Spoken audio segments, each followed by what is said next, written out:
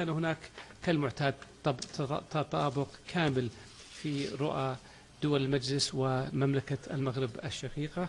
أكدوا القمة على التزامهم بالدفاع المشترك عن أمن بلادهم واحترامهم لسيادة الدول ووحدة أراضيها، ورفض أي محاولات لزعزعة الأمن والاستقرار ونزعة الانفصال والفرقة. كما جددوا قادة دول مجلس التعاون لدول الخليج العربي موقفهم من أن قضية الصحراء المغربية هي أيضا قضيتهم، وأكدوا موقفهم الداعم لمغربية الصحراء ومساندتهم لمبادرة الحكم الذاتي التي تقدم بها المغرب كأساس لأي حل لهذا النزاع الإقليمي. كما أعربوا عن رفضهم لأي مس بالمصالح العليا للمغرب إزاء المؤشرات الخطيرة التي شهدها الملف في الأسابيع الأخيرة.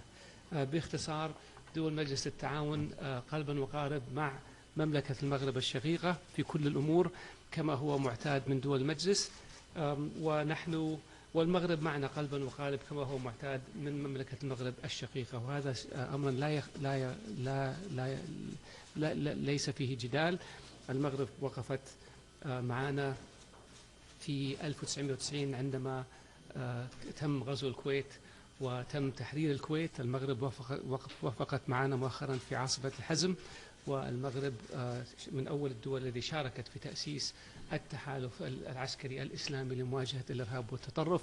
وفي جميع القضايا الإقليمية والدولية لا أتذكر قضية واحدة التي كان فيها اختلاف أو فرق أو بين الطرفين.